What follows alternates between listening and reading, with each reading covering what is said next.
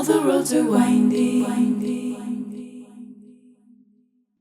Welcome to the show, Amy. I imagine we're going to get into some wild things today, and I'm really excited about that. So, hi, thanks for being here. Well, thank you for having me. I'm excited for our conversation. Totally. Before we begin, would you like to lead our listeners on an invocation? Sure, absolutely. Oh, well, if we all just close our eyes if we can and take a deep breath in and out,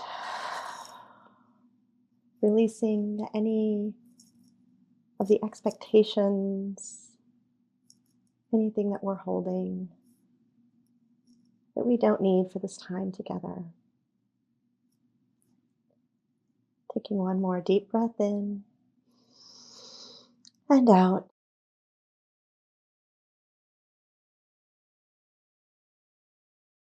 And calling in each of our ancient, healed, and healthy ancestors, our helping spirits, our higher self,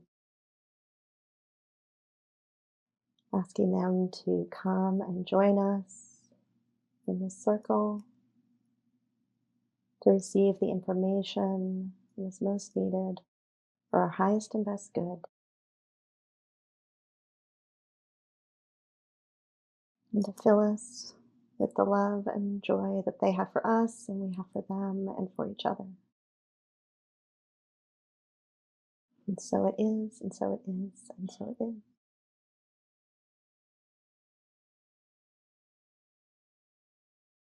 Thank you. So, who are your ancestors? What are your lineages? Yeah, well, primarily, it goes very much connected to Northern European, kind of depending on how far back you go and how many layers and how many directions, but lots of connections to England and Ireland and Scotland and also to Scandinavia. And so when I connect with my ancient ancestors, that's usually who comes forward for me are uh, my ancient Scandinavian ancestors. Which specific country? Hard to say, going back 1,000 or more years, not the exact same locations or as we draw international lines now, but that's really the connection um, that I make most often. Cool. Yeah, it's funny 'cause just sitting here with you, I'm like, oh, we look so similar. Like, I'm like, I bet you she's Scottish and like Scottish, Irish, and maybe some Nordic stuff going on, Viking stuff. Definitely. Definitely, Because yes. that's what I'm like the same. I'm like this boom. That's Yes, funny. very fair skin, hard to Hmm. tan, burns easily. Right? Spent a lot of time in the dark north, I believe. kind of like the latitude I live now. Oh my gosh. Yeah, that's funny. That's funny. And so where are you now and who are the people of that land? Yeah, so I am in the northwest corner of Montana, just outside of Glacier National Park. And there were a lot of different people that lived and kind of moved through this area. It's primarily the land of the Salish, which of course covers a huge landmass and really much of the Pacific Northwest. But also there were Kalispel and Pend Oreille, all kind of in this area. The Blackfeet were just on the other side of the mountains and would, also come over to these to this area sometimes. So yeah, there was a lot of kind of activity and um, uh, different groups of people moving through this area and living in this area. Beautiful. Thank you. Okay, so before we recorded, you shared with me, I don't know much about Montana. I watch like I watch these cheesy shows. I watch Living Big Sky, which is like people go and shop for three houses and then buy one in Montana. And it's like so cheesy, but it's the most like it's just something to zone out to that has just minimal drama. And I'm like, wow, And beautiful Montana's really views. pretty. Yeah, really views. Yeah. But most of them are Mhm. on the east of the Rockies. And so you mentioned that you're on the west of the Rockies and it's a little different. Do you want to just kind of describe the climate and the land? Yeah, yeah. It's really interesting because you can imagine where the Rocky Mountains are, kind of probably on the western half of the state, cutting the state from north to south, and on the western side of that, and certainly the kind of northern end where I'm at, is really the extreme eastern end of the Pacific Northwest rainforest, and so there are still many pockets in here that really are, have the old growth forest where you can really see it, right? A lot of cedar and hemlock and ferns and, all of this very lush vegetation that's connected with more of the moisture and precipitation that comes from the Pacific Northwest. And but that's really, we're sitting right up, against the edge of the Rocky Mountains on the western side. And as soon as you go over the Continental Divide and you're on the eastern side, that's a lot of what people picture when they picture Montana, where it's the windswept prairie, much fewer trees and certainly the big skies that Montana is known for. But yeah, the spot that I'm at, very, very, full of trees and rivers and lakes and lots of lush vegetation. It sounds amazing. I'd love to teleport there and just experience it. Maybe have to come see You Montana. should It sounds awesome. Sounds come visit amazing. in meditation anytime, or in Sweet. real life. Both. Sounds good. So something that, people here at Earth Speak are going to totally get is like you are in deep communication with the earth and nature spirits and you do healing work with them, for personal healing and for earth healing and like shifting energies and you just do like some really big energetic work with the earth. And I don't know, is there any way that you like to describe that to people when they ask you about it? Like what do you tell them? Yeah, it's never, a super short elevator speech, right? There's always so many layers to it. But, the short version really is that I connect energetically with what I call the spirits of the land, which is many different types of energies that are present on the land. And, they share the same space that we do. They are on the land where we live. They're very conscious and aware of what's going on and who lives there and what's happening. And so I connect with them specifically and really. It kind of depends on what I'm doing. If I'm doing a reading, a property reading for somebody, then I'm going to ask if there's any issues that the people living in that area are experiencing. Like, what's going on here? What's causing that? Where is that coming from? And it really, to me, it's like this, peeling back the layers of the onion because it's never or rarely is it a super simple, one thing answer because, we have thousands of years of history on the land and all of the energies are in many cases still present from things that happened, hundreds or thousands of years ago. And so, um, humans are very important to all of these spirits that are living in those places, and they are very interested in working with us and wanting to also get their say in. Like, hey, could you not cut that tree down, or could you not build a house there, or could they have a lot of opinions and reasons for those opinions, and so being able to connect with them and kind of be that middle ground and the messenger kind of between them and the humans. Oftentimes it's really like a simple tweak or a small or just a conversation that needs to happen about, oh, you're upset about this. Well, this is what's happening, and then they all say, oh, okay. But now we get it. So yeah, it's really, for me, it's different every single time, but it's really a process of kind of going through and pulling back and seeing like what has happened here, what energies are still held in the land, and are there ways that they can be resolved? So when you do this, are you experiencing this through your psychic senses? Like and if so, which ones?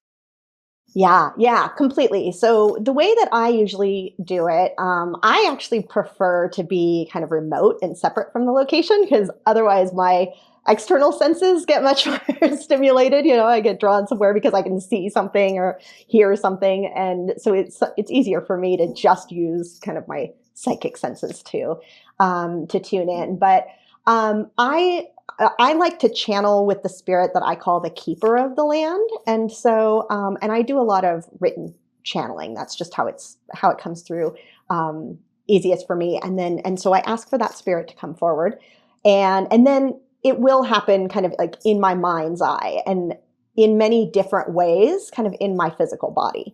And so, you know, I always say for any of us that are empaths, right? Like we're going to pick it up in all kinds of different ways. So, you know, I may feel really sick to my stomach, you know, if there's something that they want to describe to me or explain to me, or I may feel, you know, sad or depressed or very tired or very, you know, whatever. Like it will start kind of coming, the energy of a place will start coming in my physical body. And then I can really kind of start asking questions about like, what are you showing me? And um, what is this that happened here, and or what is this energy that I'm picking up? So it comes from like all kind of different ways simultaneously.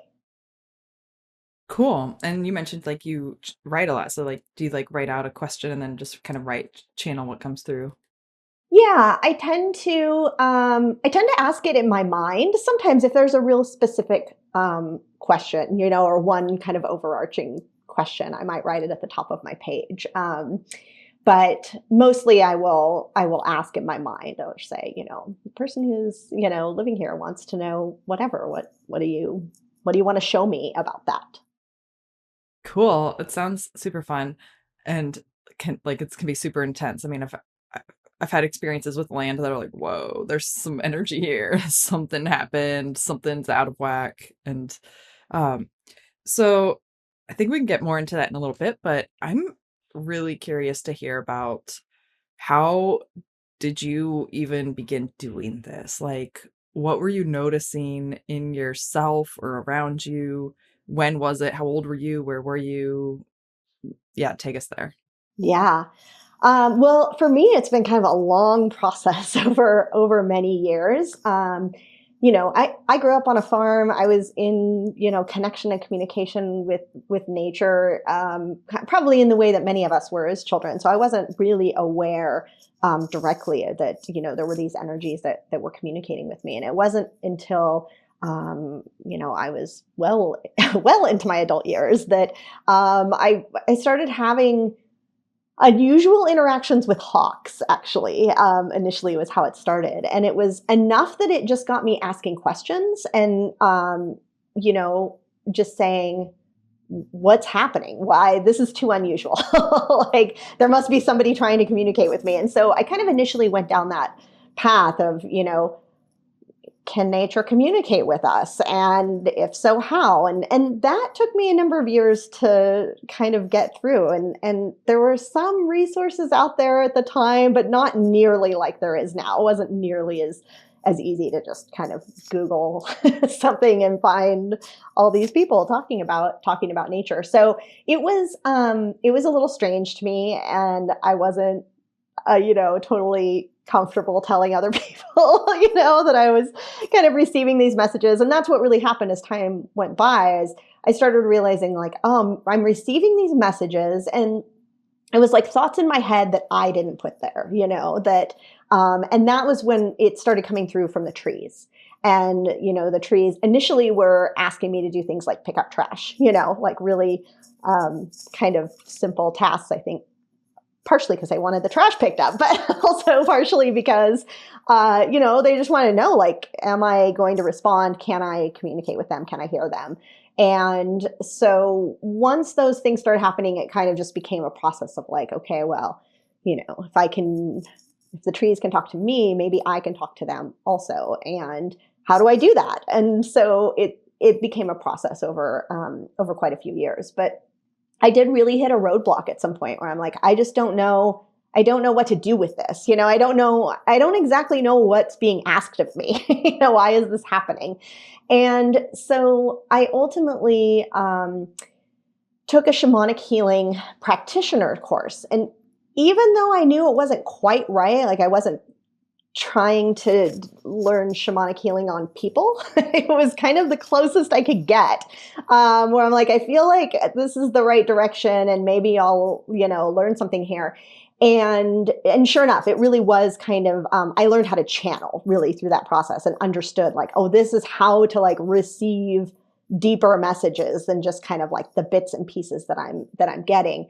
And that was really what opened the door to really a lot of those spirits coming forward and saying, this is what we want you to do. This is how to do it, and they really showed me this kind of process that I go through of, here's how to do a reading. Here's how to connect with the land, and go through this process. And really everything after that's been like figuring it out as I go, because, ultimately these spirits, like they want to work with us. They want our assistance. And, so, if I don't know, I just say, I don't know what that is. Show me how to do that, and I think, the other point that we really kind of, I certainly went through was just like, what do you even need me for? Right. If you are here and you know what needs to be done, why do you need the dumb human that doesn't know what she's doing, And, what I really seen and learned and observed through this process is, how important humans are in the ecosystem, and how much we're really needed to be a part of the system. And ultimately, we're the ones who are embodied on this earth plane, and we're in this physical plane. And so there's a lot that can be done energetically on these other planes, but for it to really come and take hold in a physical plane, it needs a physical being to help anchor that energy in. And so we do have a really important role in working with the energies like this. Yeah, it's a really good question of like, why the heck do these nature's so powerful. Why do they need humans? And I think there's a lot of people walking around feeling like humans are just parasite on the earth or something. But I love what you said, how like humans are an important part of the ecosystem. Like we are actually part of the soil cycle, part of the water cycle, part of the energy cycle. Like we are nature and we are part of this earth and part of these cycles. And I love how you took it one step further of like to help shift these physical things, they need a physical being. Can you tell us more about that? To the extent that I understand it. But yeah, I mean, there are many planes of existence that are happening simultaneously, and I think most of us have probably experienced that in some way, in connecting with a spirit guide, or or a higher self, or whatever. It's all kind of here in our space, but in other planes. And so we're just in this very specific plane it's denser, it's much more physical. And, one of the things that's happening with us and through this ascension process, that we're all going through is, we're receiving a lot of these activations from the sun, coming through our body and then channeled through into the earth. And, obviously the earth is receiving them as well, but we're almost like stepping down that energy as it moves through our body and it goes into the earth, and then the earth kind of sends it back up to us, and all of the other living things as well. And so it's really a matter, like, we're able to hold energy and process energy in a very different way than you would be able to do if you were a light body. And I think that we tend to think of ourselves as like not as advanced or not as useful or not as, that everyone else knows more than us. Everyone else has, more access than us. And certainly they have perspectives that we don't have, and they have the ability to see things from a different view than we do. But we have a really unique perspective too. And a lot of times they're looking at us being like, I don't know how they do that. Like, how the heck are they managing all this light coming into their bodies and all of this energy? And so, it's so dense there. And that's one of the unique things that we're doing. And so we are helping to process and move that energy. And we're an important part of the entire ecosystem. We forget because our culture has taken us out of it and removed us from it. And somehow, decided that nature is something separate from us. But I too have heard and felt into that kind of thinking of, well, if the earth doesn't want us here, the earth can just get rid of us. Well, sure, yeah, like it is powerful. It could do those things, but like it doesn't want to from that perspective, that the reality is that, just like anything else, if you take a species and remove it from a well-functioning system, it's going to cause problems. And in some ways, that's where we are, because we have removed ourselves so far. But yeah, we're needed and welcome in this ecosystem as well, and we have our own unique role to play. That's cool. I'm curious to hear more about these activations from the sun. I love that because I've also received, images of like we're like these antenna, and what we do anchors into the earth and also emanates outwards. Like we are these energetic beings. I haven't really dug much deeper than that. I'm just like, cool. So can you Yeah, I do that sometimes too. you like tell us a little more about that? Like, what are these activations? What I don't know. Just tell us more. Yeah, well, light is actually information, and so that's really what's coming into the sun. And you maybe have heard some of the terms, like the central sun or the great central sun, right? That in our bigger ecosystem there is the great central sun, as one term that's used, is really source energy, or the location of kind of source energy. And that light, that source is sending out information and kind of in our case, like telling our DNA what to do next, right?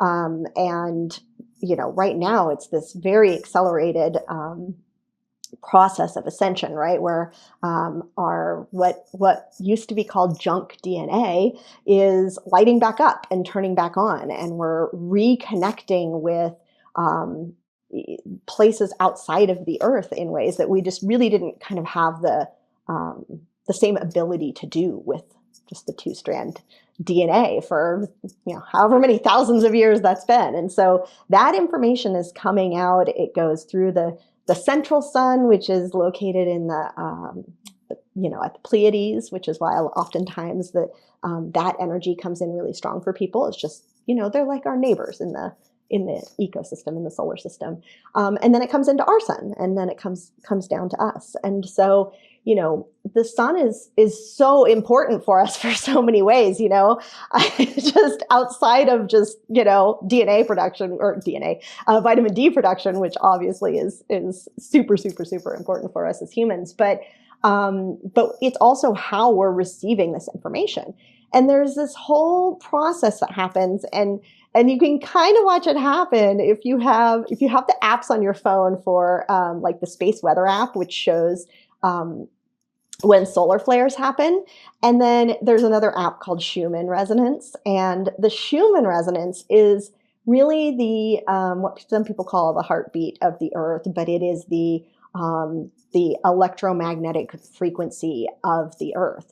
And what happens is, if you have these two, you can kind of watch them talk to each other, right? So we get a solar flare, which is like a big blast of information, and it comes down to the Earth, and a couple days later, the Earth responds, and the Schumann resonance will spike.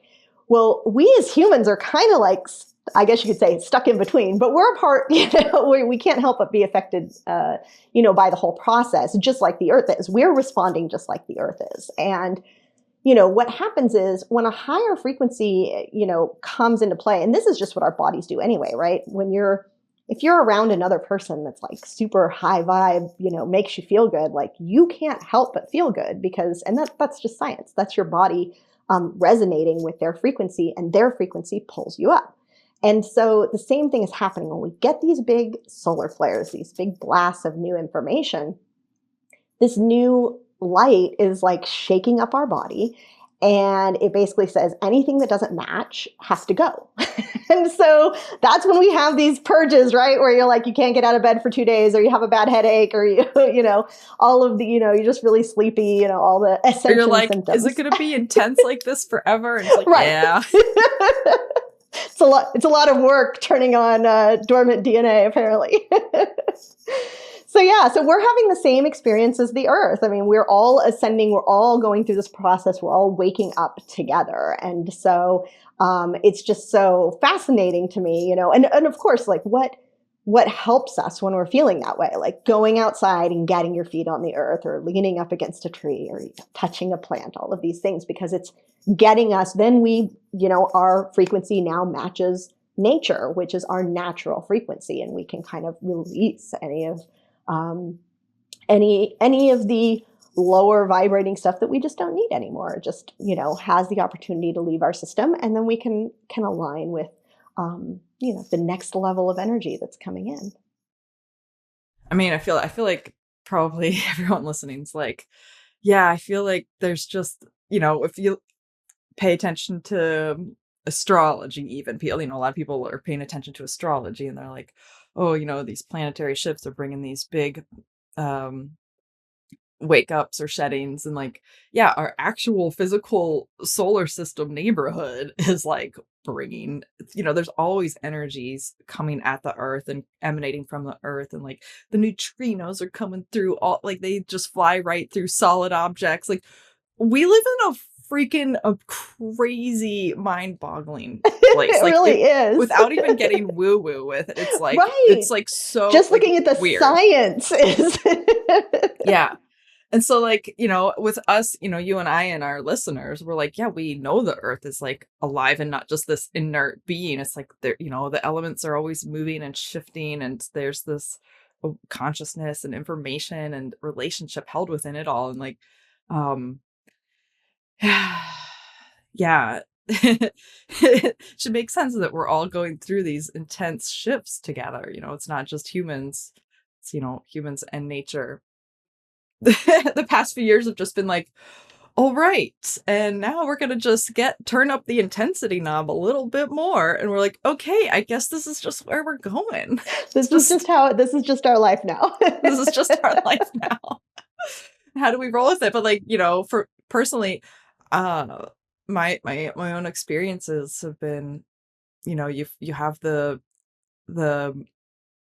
intensity, and when I show up with it, willing to listen, it does help shed a layer and reintegrate a piece that was perhaps othered or disconnected because of, past trauma from ancestors or this lifetime, or just from the society we live in. And, this is really big and like happening.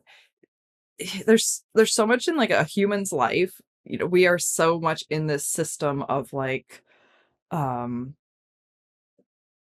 we're still in nature. I mean, we eat food that was grown in the earth and from the sunshine and the water, but we're also so disconnected from ourselves as such. And I'm curious to hear, like, what does this kind of process look like, as far as from working with the land spirits, for the nature spirits? Like, what are the trees or the mountains going through with, like, humans here are like, oh my gosh, my shifts, and I have to like figure out money and all this stuff. We're like, and like, but they're like, what's happening with the mountains? Are they like just vibing,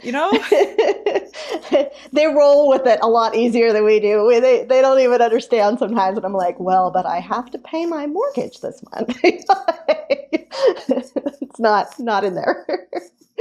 They're understanding in the same way. But yeah, I mean, they are rolling with it. I think, the earth, as we all know, is experiencing a massive shift and change. And it's really, we're at this interesting kind of point where in many ways, like we can't go backwards, right? Like we've gone too far in one direction in some ways to undo some of the things that we've done.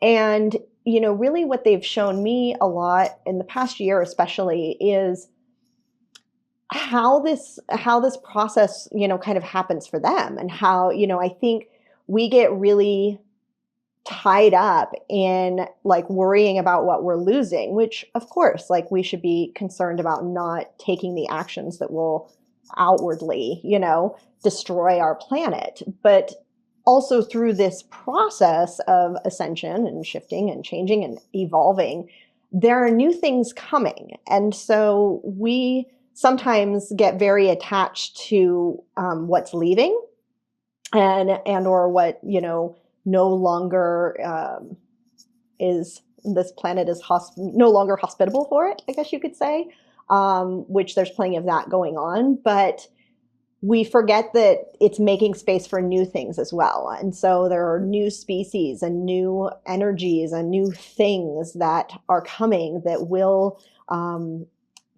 be in alignment with the earth that we have and is created. And so, just like humans evolve, trees are evolving, mountains are evolving, mountains maybe not quite as not quite as quickly as They're everything slow. else. Yeah, exactly. But even you think about like crystals that are, coming out of the earth at this particular time because they match the frequency that is needed. And so, yeah, so there's a lot of shifting and changing no matter what realm you're in and no matter kind of what part of the earth you are or you are connected to.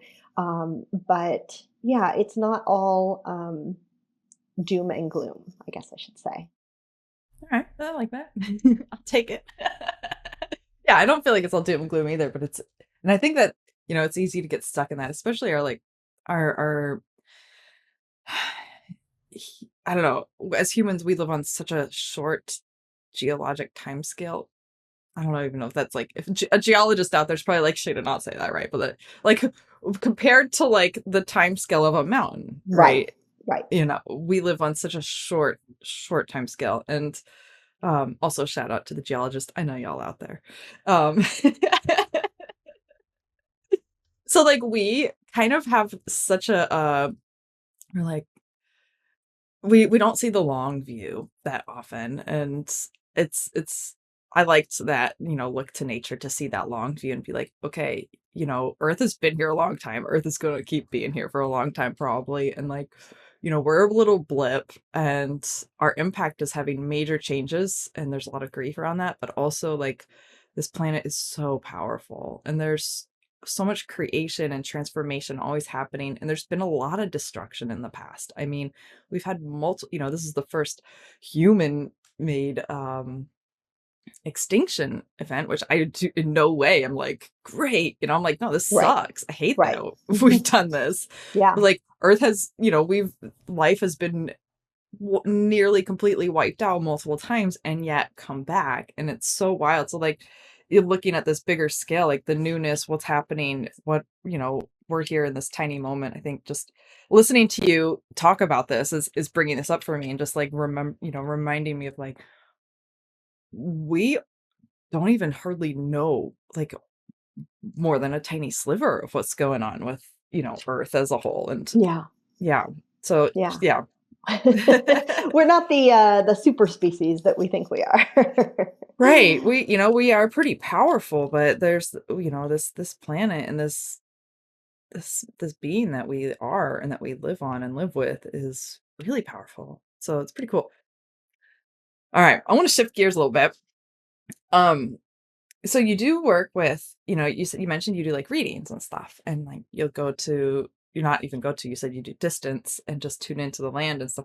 What kind of stuff do people come to you to get readings about? Like what are like some of the top common things people reach out about? Yeah, well, there are all kinds of things. I would say, most commonly, there's, it could fall into any of the categories of just like, there's something isn't right here. So, whether or not that's just like energy that doesn't feel good in a house, uh, picking up, a lot of people are obviously sensitive to like, oh, there's, spirits in my house that don't belong here or maybe causing some trouble. I get a lot of anything related to portals. I've kind of become an accidental portal. I hate using the word expert because I am far, far from an expert on any of these subjects. Some version of me in some dimension knows a lot about portals. But as a result, I do a lot of working with weird portals in people's houses or on the land. And oftentimes I get things, people have either just moved to a place and they want to just let the spirits there know, like, we're here and here are our plans. And what do the spirits think of our plans? Or they want to move away from a place and they want to make sure like that they're leaving it in a good place and letting the spirits know that they're moving on and helping call in kind of like the next right steward for that home or that piece of property. So those are kind of the common things that um, I would that people ask me about. That's cool. And that makes total sense. I think I've heard people kind of bring up all these kinds of things, and there's not a lot of places they know like who to turn to, where to go about this, because it's, even though you're like, I'm not a portal expert, like you probably know like 1,000 times more than the average person. It's like it's all relative here. And so like what um when someone comes to you, let's say someone comes to you about showing they have these plans for a place. What how, what do the spirits often say? Like what kind of responses do you get around that? Yeah, well, it's really fascinating because usually, I mean, obviously they know you're there, and they usually already 100% know what you're up to. They may not know like your deeper intentions or your big picture, but they have a feeling for what your plans are, or what you're going to do. So a lot of times it's really yeah, they're usually not saying don't do this or don't, it's a lot more about, oh, if you do it this way, it'll be even better. Or, go in, do this on this part of the land, or work with this energy in particular because they want to help you with that project. Like those are the kinds of things that they'll usually say in that case. So actually, it was really interesting. I had two different property readings this summer that were like within a week of each other. So it was close together. And I always think it's interesting when things are really similar and close together, like, oh, this is a thing, that's that's happening, or that they want people to know. But in one case, it was somebody that was um, wanting to do I can't even remember exactly what they were doing. They were definitely going to grow produce or maybe fruit trees or something like that. But then I think they also had like, artwork or something that they did that they were going to be doing at this place. And the other place was a ranch, like a cattle ranch. And in both cases, the spirits in different ways kind of said the same thing, which is that um, the vibration and the frequency that you create on your property or on your land will be held in the things that are created there. And so then when those things go out into the community, you're actually getting to share that frequency and share that vibration with the rest of your community. And so on the one hand, I was like, well, of course, like that makes perfect sense. And on the other hand, I was like, I've never thought of it that way, right? That like, the person, if you're eating beef, like the person that you're buying that, beef from, like, and how they're handling everything, it was much more on a vibrational level and a frequency level, that like where you're buying your produce from or where you're buying your meat from, or even like getting a piece of artwork from somebody that was creating it in connection with the spirits of the land in a very specific location, was really infusing the frequency of that place into that item in a way that then could affect the entire rest of the community. And I just thought that was so beautiful. And so those are some of the kinds of things that like will come through in these readings, that you would have done what you would have done anyway wherever you lived, but it gives you a whole different perspective when you're able to communicate with the spirits in that way. That's really cool. I do like thinking about that. That's a just neat imagery of like, all right, this energy is being just it's contained in that object and continue, emanates outwards wherever it goes. That's cool. Cool. All right. So there's I feel like if we don't talk about portals, so people are going to be upset. So tell us what the heck is a portal? What's up with them? How do you sense if there's one in your house or land that you're on? And what do you do about it? I mean, you don't have to like give us a whole workshop here, but just like a kind of, bird's eye view. Yeah. Well, portals and vortexes are connected or one and the same. I could say, I usually say, if a vortex is the interstate, then the portal is the exit, right? So it's the same energy, but a portal kind of has a door. And the vortex, the energy is just kind of like moving through an area. But it's an earth energy. And most of us can sense it, out on the land, but it is a lot more subtle. I always tell people, like, if you have an opportunity to go visit one of the kind of tourist attraction, vortex sites, like they're the real thing for the most part. So go visit it so you can actually feel what it feels like on the land. Or obviously, if you've been somewhere like Sedona, or I was actually just in Devil's Tower in Wyoming in October, huge vortex, like huge portal energy there. And so you can go to some of these places and actually feel it, because while you can feel it, it's much more subtle than we might be imagining in our head. And so once you're kind of familiar with the feeling, you might be more likely to pick it up when you're out in nature. And everybody senses energy differently. So it might be how I feel it might be different than how you feel it. And so in some places, yeah, I feel it, I pick it up right away. But this is another place where it's just helpful to connect with the spirits of the land, because you can say, what is this I'm feeling? Is there, something going on here? And they'll tell you what's there, what's going on, or what you're picking up. But, there's multiple, well, I guess there's really portals or portals.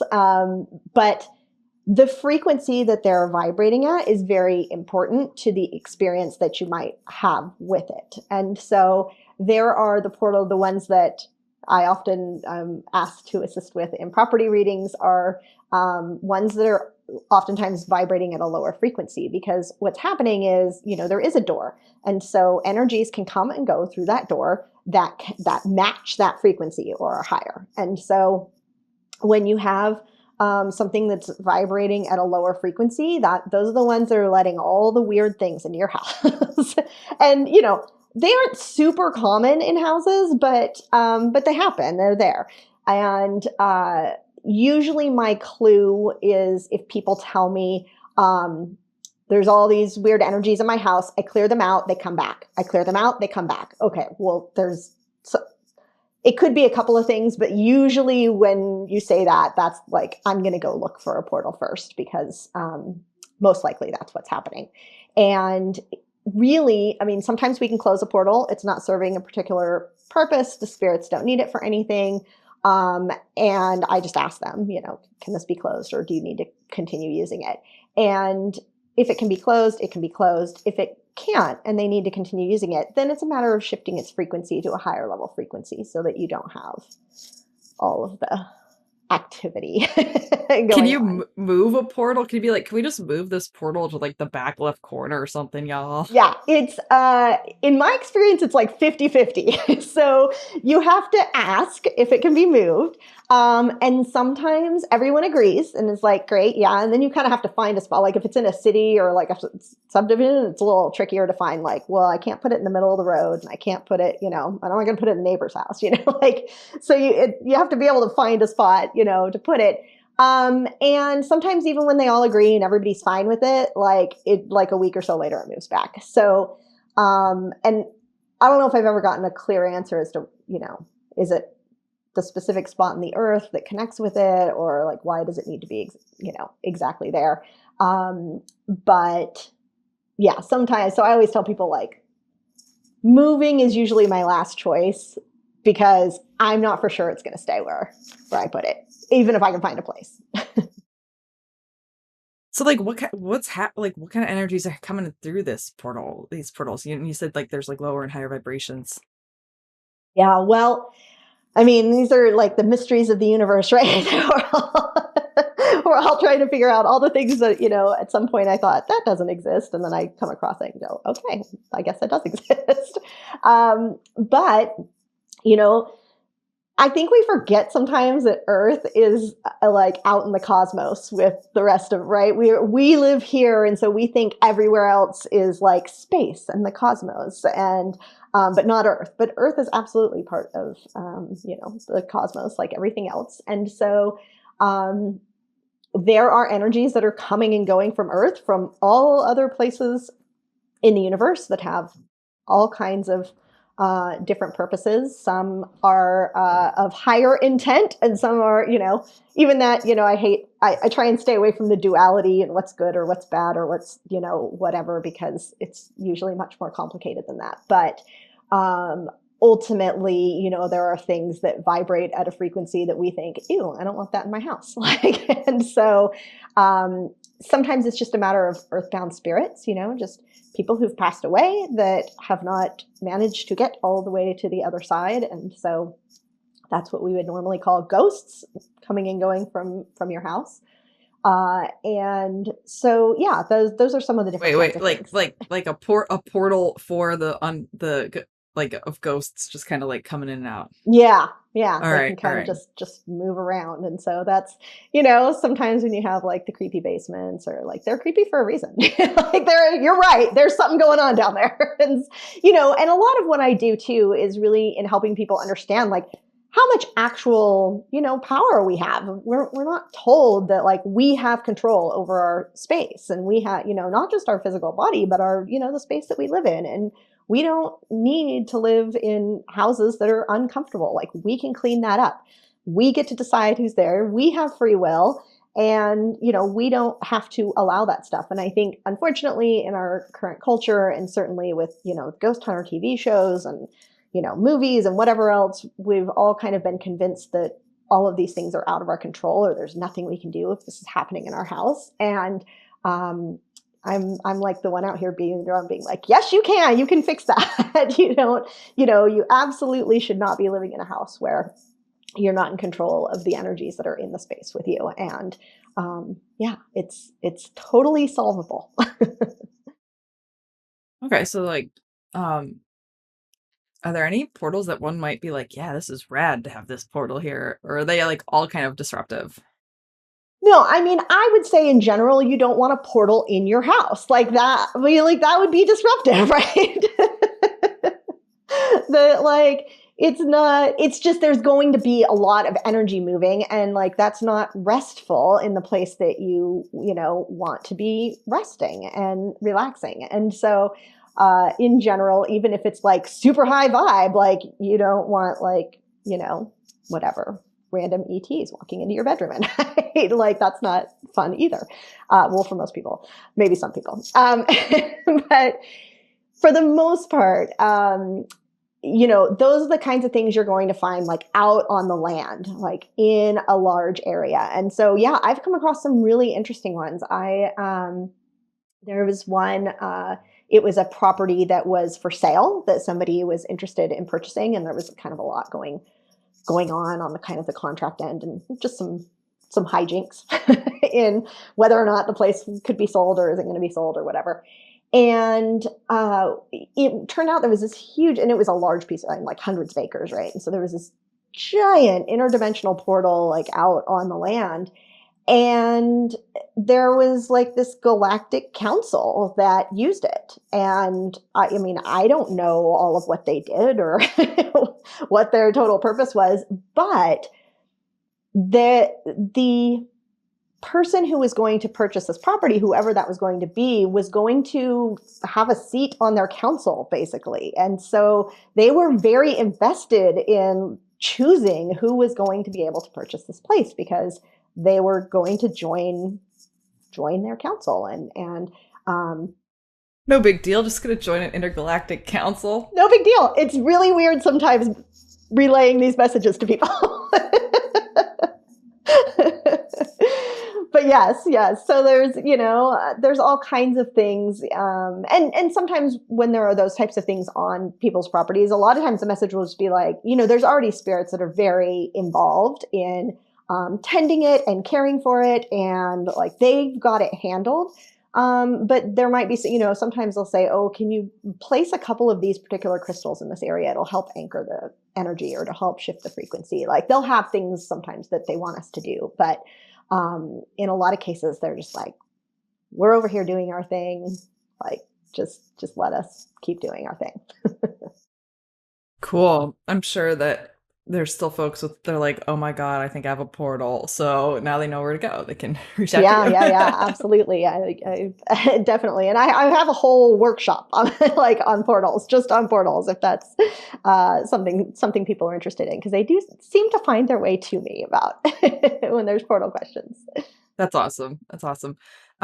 So I want to talk about earth healing and like, because a lot of what you're talking about, it seems like you really dwell in the areas of just working with energetic frequencies and working with spirits who are working with energetic frequencies. And like when you're working with the land, so there's portals and there's spirits. And um, when you sense that a land is asking for you to work with it, what is it asking you to? I mean, I'm sure every instance is different, but like in general, or maybe you have an example of one, like what does the land want our help with, like what's happening with earth healing? I don't know, just take us there. Yeah, well, and I mean, you're totally right that it is, and it's becoming. I've noticed the last couple of years becoming more and more so focused on frequency, and I think as the years have gone by, and some of it might be just in my own like how they've been teaching me, right? Like how they've been showing me how all of these pieces work, and you know, over the years, it's gone from much more kind of interacting with individual spirits of like, what's going on here? What do you need me to do? And in a lot of cases, it's like I'm holding space for them to do the work that they want to do. And then, as we were talking about, like through my presence, that energy then gets anchored in to the land, and physical change is about to happen, is able to happen, which is always so fascinating to me to hear back from people and be like, look at this area that you worked in, and like nothing would ever grow there, and my animals wouldn't go in that area, and now it's full of wildflowers, and it's like they didn't do anything. It was like the spirits were able to facilitate just an energy shift and heal something that's in an area. So a lot of times, like I don't have to know exactly how to do something or exactly what needs to be done. Just that, they'll say, "Oh, we know what needs to be done. Can you just, sit in ceremony with us?" And so that's always just like such a beautiful experience. Is really, seeing their ceremonies and their processes. I love that, like seeing the ceremonies of the land spirits. I love that. Cool. Maybe after you're done talking about what you're talking about, I'd love to hear like what that might look like, what you've encountered. Yeah, it's really beautiful, and it's sometimes it's a matter of like physically doing some energy work. So whether or not that's like, hey, can you send Reiki to this area, or can you clear out the clutter, or can there's all kinds of things, and like I said, it's different every single time. Um, as to what needs to be done in a specific location or how to do it. But I'm finding more and more that, it really is oftentimes now they just say, just come and anchor your energy and broadcast the frequency. And it's like everything can kind of just like get with the program, right? Like everything just is like, oh, that's the frequency we're supposed to be at, and can make the shift, which I think is really interesting because, it's no different than us and how our bodies work. But I realize like as humans, we like fight that so much more, right? It's so much harder for us to be like, oh, well, I had a sound healing session, but then you go home and you go back to the same old way of thinking, or the same, whatever, or we don't feel the physical ailment shift immediately. So we think, oh, well, that didn't happen. And so, the land and the spirits are a lot easier. Like they don't, they're just like, oh, thank you for helping us remember, like this is the frequency. And then they just align with that frequency. And so I find in that way, it's getting simpler and simpler. Cool. I like that. I mean, that really resonates kind of you're shedding some light on some of my own experiences too, where like the spirits talk to me about attuning and anchoring and amplifying, and they're like, we humans are just like attuning to frequencies, anchoring it in the earth, and that in essence allows it to amplify. And I'm like, what? And like, I asked them about that, but it's like it's so simple, and yet it like boggles the mental logical mind. Yeah, yeah. We want like the whole thing, right? We want the story and we want I to know want the why. story. And we want Mm-hmm. like, we Mm-hmm. want this whole thing. And, and I say that even about, a lot of the earth work, they, oftentimes I just get a message like, oh, go to the lake, take that one crystal. And then I'm out there and I'm like, now what? Like, and like, we want it to be this whole thing and like set up a whole ceremony and have a whole ritual. And like, sure, if you like doing that, you can do it. But like it's not necessary in a lot of cases. It really is like you've physically gone there, you've anchored in the frequency, and everything aligns, and that's it. That's cool. That's cool. I love it. I love how just powerful we are as being able to shift our attention and use our intention and what that can do for, attuning to different frequencies and shifting the energy of a space or a place. And yeah, that's really cool. What would you recommend for like folks who do live, I mean, probably everyone listening has some spot that they like to commune with, whether it's their garden or a local nature spot or something.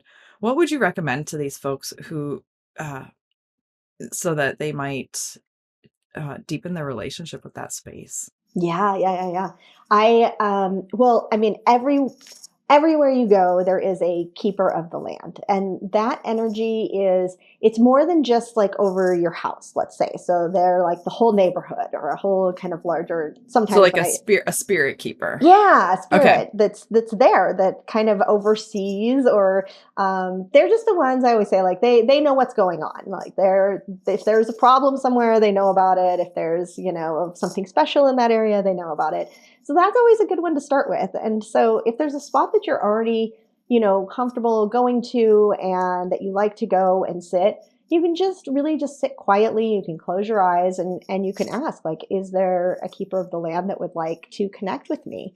And pay attention to kind of what comes through and how that comes through, because it might be a song in your head, or it might be like an image popping in of like a lot of times they show themselves to me as animals or insects or that type of thing. And so as those things, it might be really clear for you, like if you're very clairvoyant or clairaudient, and you might get like this whole message might come through, but it might just be really subtle, or it might kind of come through as time goes by. But you can just let them know like, I love coming here. I would like to work with you more directly. And how can I do that? And if you, like I said, I usually bring my notebook with me when I go places because I like to channel through writing, and I will just sit and just like write kind of whatever's popping into my head, like just whatever kind of starts coming through. And you'll be surprised because some of it you'll think, well, this was me just making it up, wasn't it? And then you'll realize, well, no, I wouldn't have said that, or that's not a word I would have used, or I didn't know that before I wrote that down, And so the more that you can kind of just get out of the way and just like, okay, whatever, even if that doesn't make sense, I'm just going to write it down.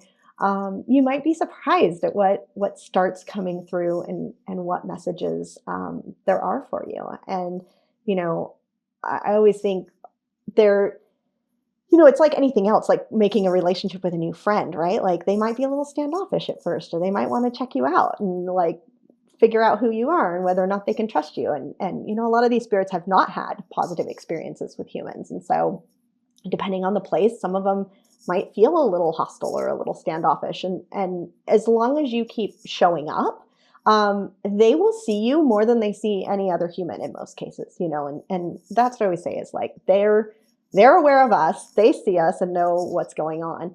And so even if you showed up to somewhere once a week, like that's more than a whole lot of other humans are doing, and said like, I see you, I know that you're here. um, they'll start coming around and they'll start sharing things. It might be synchronicities, it might be little gifts, a feather that you find or a special rock or whatever, but it's really remarkable kind of how quickly they will start coming forward to create that relationship. That's so cool. I love it. I mean, everyone knows we're here at Earthspeak, so we're like, yeah, we love nature spirits. Yeah, I definitely thanks for sharing that. I highly encourage everyone to do that.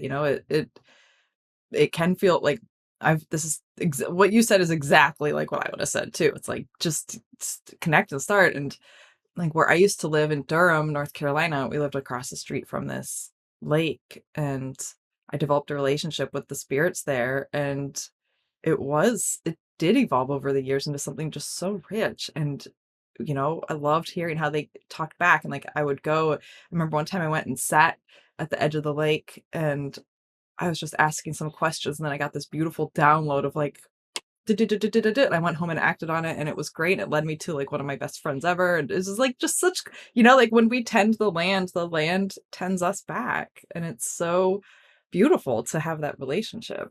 Yeah. Yeah, it's really remarkable um, what's right there for us. And, they're not going to come and shout in our ear if we're not interested.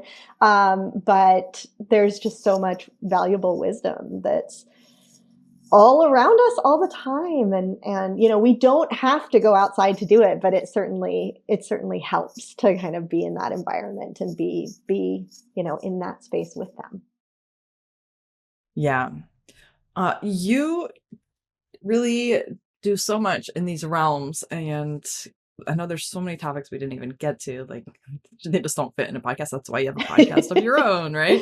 Exactly. Yeah. So is there anything that you're really feeling like we didn't touch on today that you'd like to just talk about? Just want to give space for anything else that hasn't been covered yet. Hmm. No, I probably overloaded you with details and information, but no, I love the opportunity to come on and share with you here and with all of your listeners. Cool. Well, thank you so much for that. And where can people find you? And, we mentioned you have a podcast, and just tell us about where people can connect with that. Yeah, I am. You can find my website. It's a Following Hawks, like the bird, followinghawks.com. And you can find my podcast there. It's called The Earth Keepers. So it's on, all the podcast platforms if you look for it. And yeah, you can find everything there. Cool. And I signed up. I don't remember exactly what the thing is about the sign up, but you have like a free little private podcast series. And I thought it was really lovely. And I definitely recommend people check that out. And you'll get, you'll sign up, then you'll get an email and get access to this, like, I think like 6 part or something. And it's just yeah. Do you want to share Yeah. what that's about? Yeah, it's called Toning with the Earth's Grids, and I really have found and been shown kind of over the years how impactful, especially when we're talking about frequency, our own voice, our just a tone is, and how much healing work can be done just with through our voices. And so, yeah, so you can sign up for a little free private podcast series, which basically you just click the link and it drops it into your podcast player, and it really kind of walks you through how this works, what is toning, and how do you even find your tone, and then we tone together to the grids to do healing work and also to receive healing as well. It's a very beautiful process to do with the earth. Cool. And of course, all those links are in the show notes, y'all. Awesome. Well, thank you so much for being our guest and for just, I don't know, following those little breadcrumbs on your path so that you can be where you are today and share about it. And yeah, it's really nice to get to meet you and hang out and learn about all these cool things. Likewise, thank you so much for having me. I loved our chat. All the roads are winding. Listen to over 200 free Earthspeak podcast episodes on your favorite podcast app and visit earthspeak.love to learn about our collective community and workshops.